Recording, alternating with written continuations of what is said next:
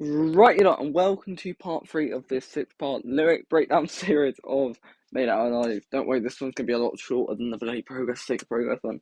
Right, so as you know, I know it's been a bit of a while, but I've been breaking down the songs from my last album, so I thought I might as well do it for the first album.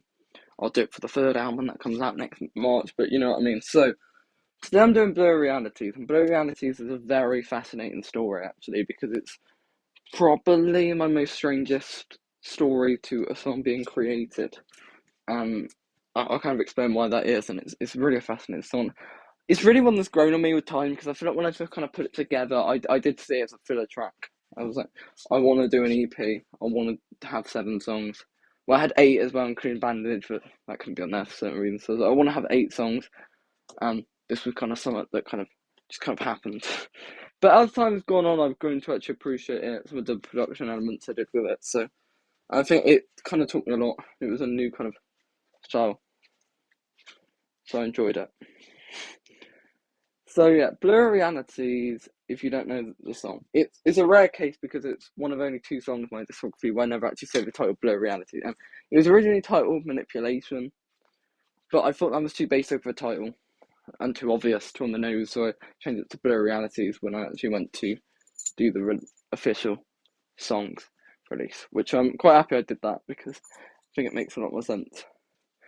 Blur Realities was about a kind of short relationship stage. Not even like it wasn't much relationship. But this person who tried to have me on, tried to use me, tried to make me think that we were having some relationship or something, and in reality it was just a joke. They were just trying to use me, just to I don't know, make the partner jealous or whatever.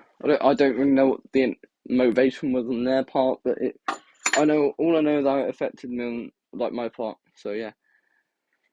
This was written in October 2021. So this was one of the earliest like proper songs I wrote because of course I did like the first 3, Be Stronger, Wave, Find Your Way.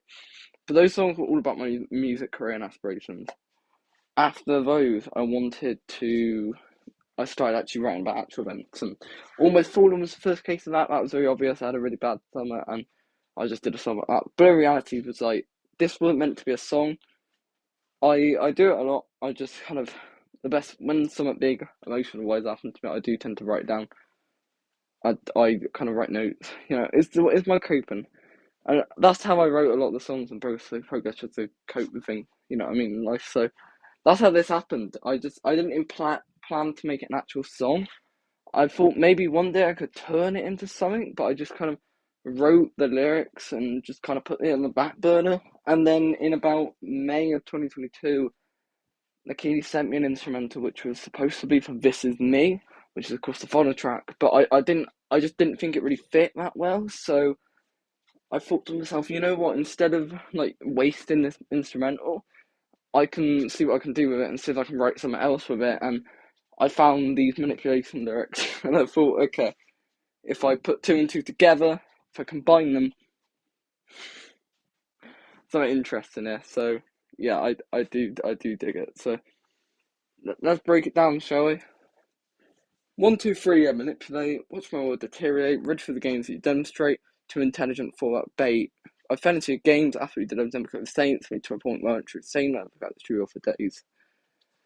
Um this was a person who was very manipulative in their technique. And I was like I knew from the beginning what they were doing. Um this stint, I call it a stint because it was horrible for like the 2 weeks that lasted, but it was 2 weeks here and gone. Because I was like, very quickly, I was like, okay, no, this is not on. I'm too intelligent. I'm not falling for this bloody stuff. And I wish other victims were a bit more intelligent, but you know, this is what it is. I didn't have what I needed. Just sat there for many awful healings, but it's still healing. At the time I was really low because of other events, which of course I've kind of tackled in other songs, and we'll get to later songs. But this was like the final nail in the coffin for me. I felt I didn't need this.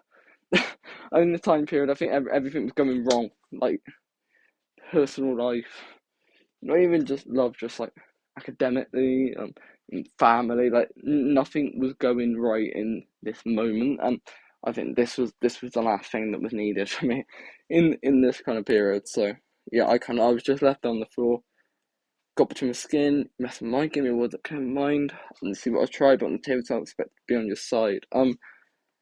They had like situations happen to them, and like, I was kind of like post this, and like I was expected to back them, and I don't really think anyone really understood what it did to me. Yeah. I hate how you play my emotions, have truly broken, forever with a spoken the lies, spinning him out, only giving me doubt, bud into manipulation, I believe the implication, thought love just was the case, very briefly, thought it was the perfect narration, for entitled to race but now that that's bloody over. It the way they did this to me, and it was like to sum up the story, it was like I didn't really think about this person. I would think about other people at the time. I didn't, but then like to just hear that somebody like thought about me like that, I think I like that in a sense, and I think they use that against me, and the whole thing was just a joke, and they tried to pursue it for about a week or so. They thought it was so funny, and I was like, I really was built up, and then when I found out it was all like a hoax very quickly, it just brought me down even lower, like in my confidence and self belief in myself, and it was tough. But it was brief. It was like a 2 weeks stint in October. That's all it was. I see the games played on smart mode, full fifth, we can never fit. It's not what about. Find my way to sit down, had to leave before I freaked out.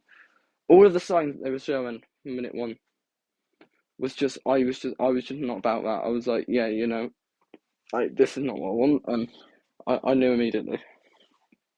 And then we got the kind of hook, or well, it only kind of plays once. It's very weird, kind of grunge-esque song.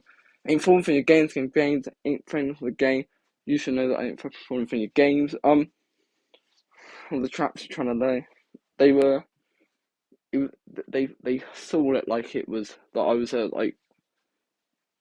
minion or like a character in like Monopoly that I could just be moved around the board in their life, and I was like, that I felt like they didn't like value me in a sense. They just saw it as a toy to play with and toy with, and it was like I'm a human being, not like a Woody doll, and that's what I was in this dynamic. So yeah, like I was like, I ain't falling for those games. I mean, the account thing that was for a flag. I don't understand how that made me mad. But doing that, it's like you're trying to browse what didn't have me. Made me seem like this brief. And I'll be owned forever. That's guaranteed. Cause that's me. Um, basically, the account. I'm trying to remember exactly what this was.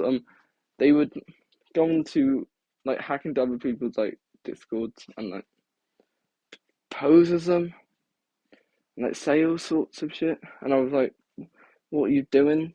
After I kind of drew the line here